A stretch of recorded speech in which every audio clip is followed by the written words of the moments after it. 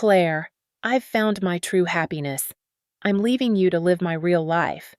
Those were the words of Mark, my husband, ringing out during the Labor Day BBQ in 2025 in the backyard of our home in suburban Atlanta. 40 guests, neighbors, friends, family, holding burgers and Bud Lights, fell silent. My daughter, Emma, 22, just graduated from college, stood frozen. I, Claire Thompson, 40 EBIs, only smiled. Congratulations, Mark, but just wait and see. Duh. I took a small USB from my purse, placed it next to his burger. That's for you, I said, then turned back to chatting with guests as if nothing happened. Mark thought he was in control, but he didn't know that USB held proof that would shatter his dreams. This story is only beginning. 25 years. That's how long I, Claire Thompson, spent building a family with Mark. I gave up my dream of opening my own accounting firm because Mark always had grand plans, starting a car dealership, dabbling in real estate, then sinking money into a tech app no one used. All of them failed. I, an accountant in Atlanta, worked overtime, buried in spreadsheets, to pay off his debts while raising Emma, our daughter, almost single-handedly. Mark was busy golfing with friends, collecting vintage cars, or sitting for hours in the garage, talking about finding himself. Tom, I thought it was just a midlife crisis, that he'd get over it.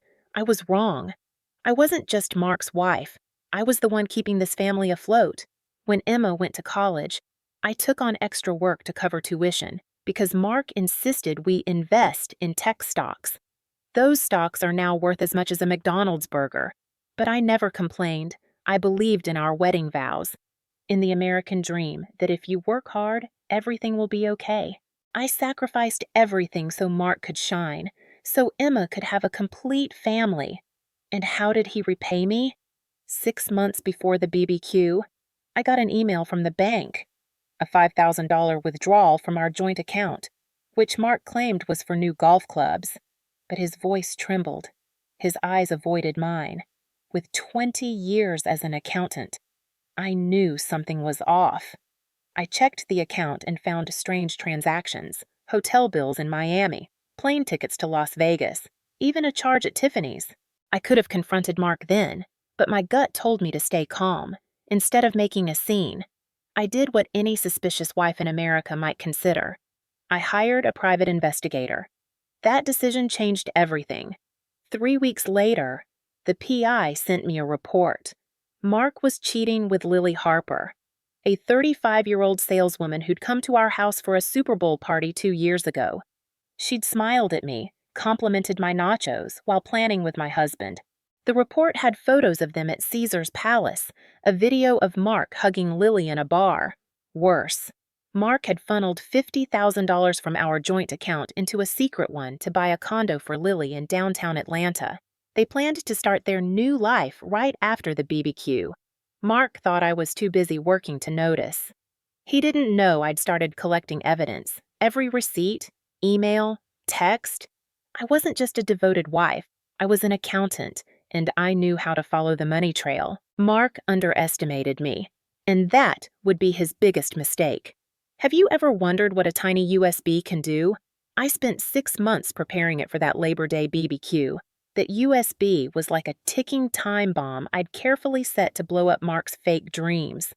It contained everything: bank statements showing Mark's $50,000 transfer to a secret account for Lily Harper's condo. There were photos from the PI, Mark and Lily hand in hand at Caesar's Palace, laughing as if Emma and I didn't exist. Most importantly, the USB had a copy of our prenup from 25 years ago. The infidelity clause in it was clear as Georgia sunshine. If Mark cheated, he'd lose 80% of our joint assets, the Atlanta house, retirement accounts, stocks, everything I'd sweated to build. When I placed the USB by Mark's burger, he smirked, his eyes glinting with arrogance. "You're joking, Claire? A USB? Pathetic," he said, sipping his Bud Light like he still held all the cards. I just smiled, turned to talk to a neighbor about BBQ sauce recipes, as if his words didn't matter, but I knew he couldn't resist curiosity. Minutes later, I heard Mark scream from the corner of the backyard. He'd plugged the USB into his laptop, and his face was white as a sheet. "Claire, this is fake! You're crazy! You monster!" he yelled, spilling his Bud Light onto the grass. 40 guests, neighbors, friends, even Mark's cousin turned to stare. Sarah, my best friend, whispered to someone nearby. "What's going on?" Lily Harper, the saleswoman standing by Mark, bowed her head and slipped out the back gate, not daring to meet anyone's eyes. I saw her stumble on the path, her high heels catching in the grass, like she wanted to flee from everyone's gaze. I walked over, still calm, holding my ice-cold Coca-Cola. "Nothing's fake, Mark," I said, my voice steady but sharp as a knife. "That's the truth you've been hiding for a year? Want to share it with everyone? Or should I?" Mark stepped back, sweat beading on his forehead, stammering, You wouldn't dare."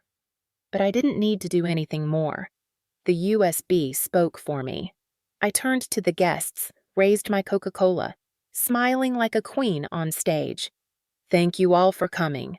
Today is Labor Day, a day to honor hard work. I've worked hard for this family, and I'll protect it at all costs." I walked out of the backyard, head held high, feeling every eye on me. Mark stood there, trembling, clutching the laptop like he wanted to crush it. The USB had done its job. It didn't just expose the truth. It showed everyone who Mark really was, a liar, a man who thought he could walk over me to his happiness. But I wasn't done. The BBQ was just the opening act. What came next would make Mark realize just how much he'd underestimated me. I sat in the armchair in the living room of our ranch-style Atlanta home, the soft glow of lamps casting shadows on family photos. Emma at 5, Mark and me on our wedding day, moments now feeling like lies. Hours after the Labor Day BBQ, the USB's impact still burned in my mind. I knew Mark wouldn't let it go. Sure enough, the front door slammed open, hinges screeching like a scream. Mark stormed in, face red, eyes blazing. "Claire, who do you think you are? Humiliating me in front of everyone!" he roared, throwing his car keys to the floor, the metal clanging sharply. I looked at him, still calm, hands clasped in my lap. "I'm the wife you betrayed, Mark, and I'm the one protecting what I built." He stepped closer, pointing at my face. "You think that USB will ruin me? I've called Atlanta's best lawyer. You'll lose Emma, the house, everything if you keep this up." His voice shook, not with fear, but with the arrogance of a man who thought he could still win. He sneered, pacing the room like a caged animal. "Men like me need freedom. Lily gives me that. You just nag about bills and responsibilities." I stood, walked to the bookshelf, and picked up a small Bluetooth speaker. Freedom, Mark? Or selfishness? I pressed play, and his voice filled the room, clear and cold. "Claire won't suspect. She's too busy working. The condo's ours. Lily's voice replied, sugary. "So she doesn't know about the money?" Mark laughed. "Not a clue. That's her weakness." Mark's face drained of color, like he'd seen a ghost. He lunged, snatched the speaker, and smashed it to the floor. "You recorded me? That's illegal. You'll go to jail," he screamed, his hand trembling as he pointed at me. I crossed my arms, staring into his eyes. "Not illegal in Georgia. Mark, when one party consents. This is my house where you planned to screw me over. I didn't record your private moments with Lily. I'm not cruel. I recorded what involves you stealing this family's money." Mark staggered back, bumping the coffee table, knocking over our wedding photo. The glass shattered, like our 25 years of marriage. You can't do this," he stammered. "My lawyer will tear this apart. That prenup's expired." I smiled, letting a hint of triumph show. "Is it? The infidelity clause in Section 12 lasts the entire marriage. You should have read it before signing, Mark. Or were you too busy chasing Lily?" He sank onto the sofa, head in hands, like his world had crumbled. "What do you want?" "Claire, money? The house? I'll give you anything. Just stop." His voice was no longer proud, only desperate. I stepped forward, standing over him, my voice sharp as a blade. "I don't want anything from you, Mark. I want justice. You took money I earned to buy Lily a condo. You planned to humiliate me in public, but you forgot I'm the one who keeps the books. I have your emails to Lily, promising her a condo if she left her boyfriend. I have receipts you hid. And your lawyer? They'll love hearing you hid $50,000 from taxes." Mark looked up, eyes red, but still growled. "You think you've won? Lily and I will get through this. You're just a jealous old wife." I laughed, not holding back. "Lily? She's packing up from the condo you promised." "Mark, I called the property management. The lease was denied over credit issues. Someone, me, reported your secret account." He shot up, lunging toward me, but stopped when he saw I didn't flinch. "You're a monster!" he screamed, voice breaking. I tilted my head, looking at him like a stranger. "No, Mark, I'm the wife you underestimated. And now, you'll pay?" I turned, walked upstairs, leaving Mark alone in the now cold living room. He called after me, voice hoarse. "Claire, wait! We can talk!" But I didn't stop. The bedroom door closed behind me, cutting off his voice. I was no longer the patient wife. I was Claire Thompson, and I was holding all the cards. I stood before the mirror in my bedroom, morning light filtering through the curtains, glinting off the business suit I'd chosen for today, not just any Tuesday, a month after the Labor Day BBQ. I walked into Atlanta's family court, where everything would be settled. Mark had tried delaying, tried sweet-talking me back. But I wasn't the Claire from 25 years ago, ready to forgive for family. Today, I came for justice, and I knew I was more prepared than he'd ever be. The courtroom was small, but the air was heavy, like a battlefield. Judge Judith Hayes, a silver-haired woman with eyes sharp as knives, sat high, flipping through documents. Mark walked in, wearing a cheap suit, flanked by a young lawyer who looked fresh out of school. I almost laughed. Mark, the man who bragged about Atlanta's best lawyer, was down to this? Meanwhile, I had Philip Carter, a seasoned divorce attorney who'd helped dozens of women like me claim what they deserved. Philip laid a thick file before the judge. Bank statements, PI photos, the prenup with the infidelity clause highlighted in red. Everything was perfect, like an accounting ledger with no errors. Mark stood, voice shaky, playing the victim. "Your Honor, I just wanted to live authentically. Claire's blowing this out of proportion. That prenup's 25 years old. It's void." He glanced at me, eyes pleading yet hostile. Judge Hayes cut him off, voice like steel. "Mr. Thompson, living authentically doesn't include siphoning $50,000 for your mistress. And don't bring up your daughter. You didn't think of her when you planned to ditch your wife in front of 40 people at a party." Mark opened his mouth, but no words came. His lawyer bowed his head, flipping papers helplessly. Hayes held the prenup, reading aloud. "Section 12. In case of proven infidelity, the violating party forfeits 80% of joint assets, including home, retirement accounts, and investments." She peered over her glasses at Mark. "Care to dispute this document's legality?" Mark shook his head, sweat beading. The judge continued. "Bank records show you hid transfers, breaching marital financial duties. I uphold the freeze on joint accounts pending division. The house goes to Ms. Thompson. Mr. Thompson keeps his personal account with a balance, after legal fees, of $2,003. The room was silent. I heard Mark gasp, like he'd been punched. The hearing ended, but Mark's shock didn't. He chased me in the hallway, voice cracking. "Claire, you can't do this. I'll lose everything. You want me in a cheap motel?" I stopped, turning to face the man who'd once been my world. "Mark, you chose a condo with Lily. You chose to humiliate me. Now live with your choices." He grabbed my arm, eyes red. "I was wrong. Claire, give me a chance. For Emma." I pulled away, voice ice cold. Don't use Emma as a shield. You didn't think of her when you funneled our money to Lily. Emma will be fine, because she has me. I walked out of the courthouse, Atlanta's sunlight blazing on the sidewalk.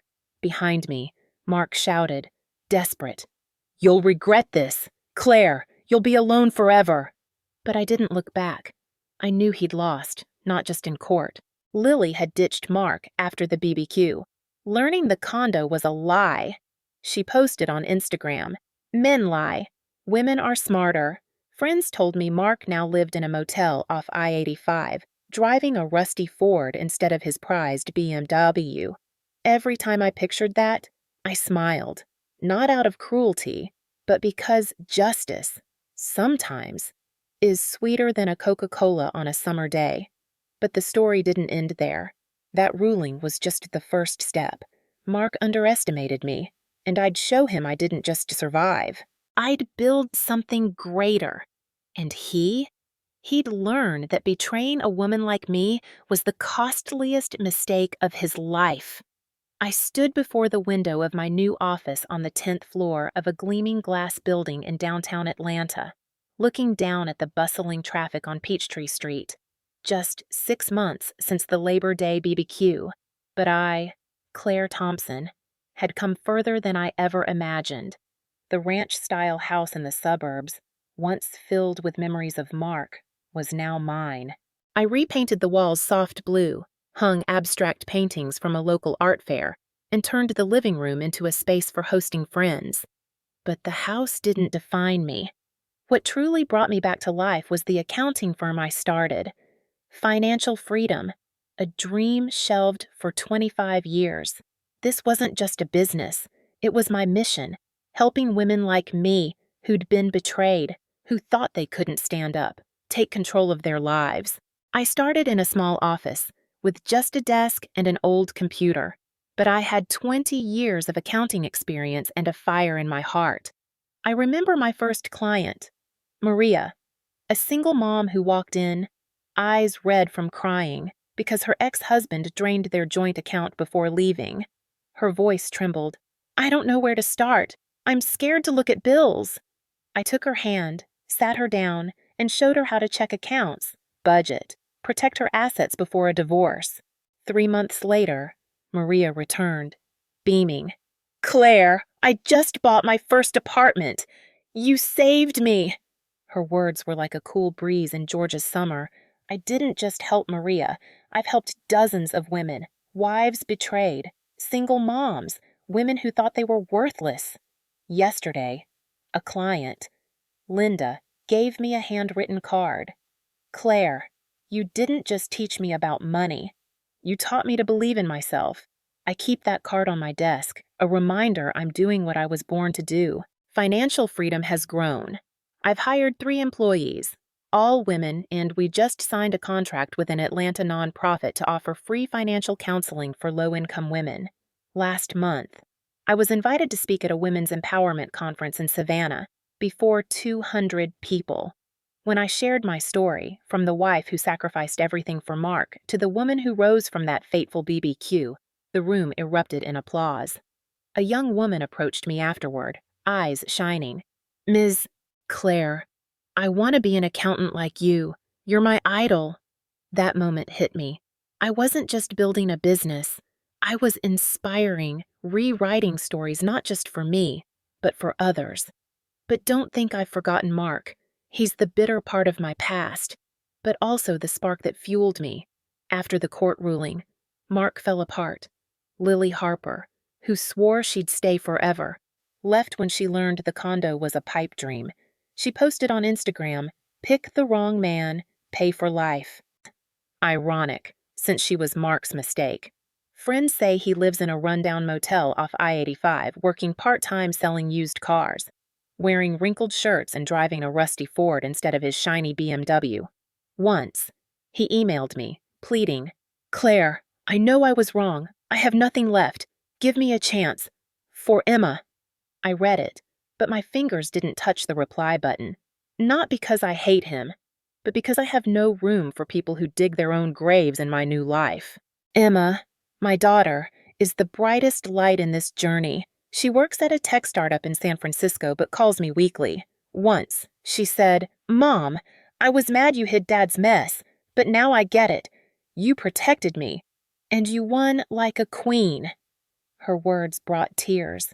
I kept Emma out of the family drama, letting her enjoy her college graduation. But Emma didn't just inherit my smile. She has my resilience. "Mom, your firm inspires me. You're helping so many women," she said, and I knew I'd done right. Last month, Emma flew to Atlanta, and we dined at our favorite BBQ joint.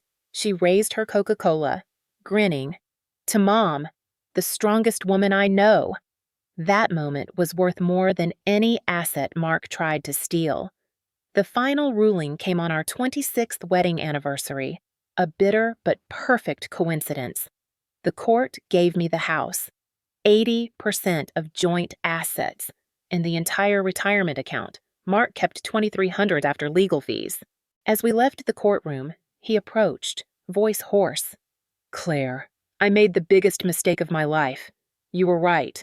I'm a loser." He bowed his head, shoulders shaking, waiting for comfort. I looked at him, the man who'd been my world, now a pitiful stranger. "Mark, your mistake wasn't cheating. It was thinking I'd crumble when you left." I turned, walked into Atlanta's sunlight, freedom coursing through every breath. This story isn't just about me or Mark. It's for anyone who's been betrayed, who thought they couldn't rise. That Labor Day, I didn't just lose a husband. I found Claire Thompson, a strong woman, an accountant, an inspiration. If you're hearing this, know you have that power too. No matter who hurt you, no matter how broken you feel, you can rewrite your story. Stand up, find your proof, and fight for what you deserve. I want to hear your stories. Have you ever faced betrayal and turned the tables? Share in the comments. If you want more stories of justice like this, hit like and subscribe, because this is where women like me, like you, stand up and shine.